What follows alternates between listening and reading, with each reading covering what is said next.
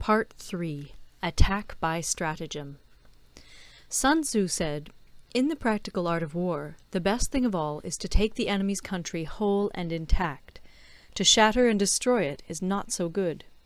So too, it is better to recapture an army entire than to destroy it, to capture a regiment, a detachment, or a company entire than to destroy them. Hence, to fight and conquer in all your battles is not supreme excellence. Supreme excellence consists in breaking the enemy's resistance without fighting. Thus, the highest form of generalship is to balk the enemy's plans. The next best is to prevent the junction of the enemy's forces. The next in order is to attack the enemy's army in the field. And the worst policy of all is to besiege walled cities. The rule is not to besiege walled cities if it can possibly be avoided. The preparation of mantlets, movable shelters, and various implements of war will take up 3 whole months, and the piling up of mounds against the walls will take 3 months more. The general, unable to control his irritation, will launch his men to the assault like swarming ants, with the result that 1/3 of his men are slain, while the town still remains untaken. Such are the disastrous effects of a siege. Therefore the skilful leader subdues the enemy's troops without any fighting. He captures their cities without laying siege to them. He overthrows their kingdom without lengthy operations in the field. With his forces intact, he will dispute the mastery of the empire, and thus, without losing a man, his triumph will be complete. This is the method of attacking by stratagem. It is the rule in war, if our forces are 10 to the enemy's 1, to surround him; if 5 to 1, to attack him; if twice as numerous, to divide our army into 2. If equally matched, we can offer battle; if slightly inferior in numbers, we can avoid the enemy; if quite unequal in every way, we can flee from him. Hence, though an obstinate fight may be made by a small force, in the end it must be captured by the larger force. Now the general is the bulwark of the state. If the bulwark is complete at all points, the state will be strong. If the bulwark is defective, the state will be weak. There are 3 ways in which a ruler can bring misfortune upon his army. 1. By commanding the army to advance or to retreat, being ignorant of the fact that it cannot obey. This is called hobbling the army. 2. By attempting to govern an army in the same way as he administers a kingdom, being ignorant of the conditions which obtain in an army. This causes restlessness in the soldiers' minds. 3. By employing the officers of his army without discrimination through ignorance of the military principle of adaptation to circumstances. This shakes the confidence of the soldiers. But when the army is restless and distrustful, trouble is sure to come from the other feudal princes. This is simply bringing anarchy into the army, and flinging victory away. Thus we may know that there are 5 essentials for victory. 1. He will win who knows when to fight and when not to fight.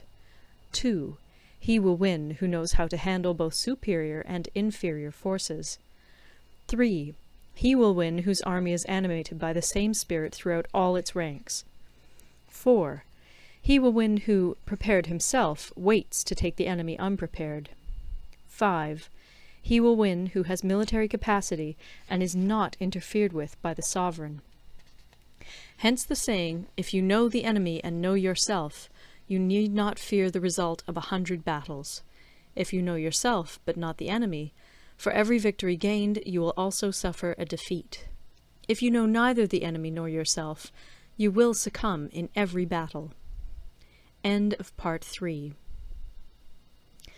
Part 4. Tactical Dispositions.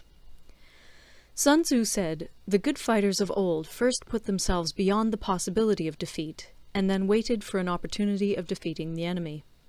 To secure ourselves against defeat lies in our own hands, but the opportunity of defeating the enemy is provided by the enemy himself. Thus the good fighter is able to secure himself against defeat, but cannot make certain of defeating the enemy. Hence the saying, one may know how to conquer without being able to do it." Security against defeat implies defensive tactics. Ability to defeat the enemy means taking the offensive. Standing on the defensive indicates insufficient strength. Attacking, a superabundance of strength. The general who is skilled in defense hides in the most secret recesses of the earth. He who is skilled in attack flashes forth from the topmost heights of heaven. Thus, on the one hand, we have ability to protect ourselves, on the other, a victory that is complete. To see victory only when it is within the ken of the common herd is not the acme of excellence. Neither is it the acme of excellence if you fight and conquer, and the whole empire says, "Well done!" To lift an autumn hair is no sign of great strength. To see the sun and moon is no sign of sharp sight. To hear the noise of thunder is no sign of a quick ear. What the ancients called a clever fighter is one who not only wins, but excels in winning with ease. Hence his victories bring him neither reputation for wisdom nor credit for courage. He wins his battles by making no mistakes. Making no mistakes is what establishes the certainty of victory, for it means conquering an enemy that is already defeated. Hence the skillful fighter puts himself into a position which makes defeat impossible, and does not miss the moment for defeating the enemy. Thus it is that in war the victorious strategist only seeks battle after the victory has been won, whereas he who is destined to defeat first fights and afterwards looks for victory. The consummate leader cultivates the moral law and strictly adheres to method and discipline.